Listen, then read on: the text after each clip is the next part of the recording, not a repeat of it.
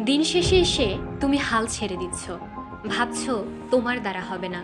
এতদিনের চেষ্টা, এতদিনের পরিশ্রম হয়তো বৃথা হতে যাচ্ছে। রিভিশন দিয়েও কুল কিনারা পাচ্ছ না। সব কিছু নতুন নতুন লাগছে। সবার দ্বারা হয়তো সম্ভব, কিন্তু তোমার দ্বারা নয়। হয়তো তোমার ব্রেইন বলছে তুমি পারবে, কিন্তু মন সায় দিচ্ছে না।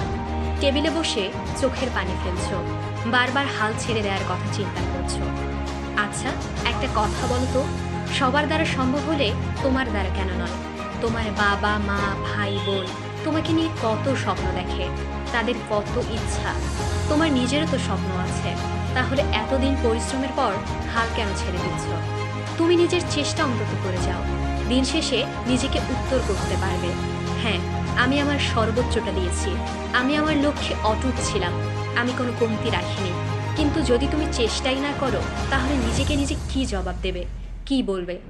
তোমার অনেক পড়া বাকি, কিছু গুছিয়ে নিতে পারছো না, সব এলোমেলো লাগছে। শোনো, সব কিছুরই একটা সমাধান আছে। হাল ছেড়ে না দিয়ে বরং সমাধান খোঁজো। যতটুকু পড়েছো তাই ধরে রাখো, নিজের বেস্টটা দাও। কে কি করছে সেটা তোমার দেখার বিষয় না।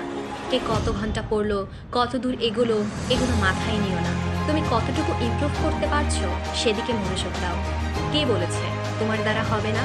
তাহলে এত দূর যে এগিয়ে এসেছো তা কিভাবে পেরেছো? অন্যদের কথায় কান দিও না।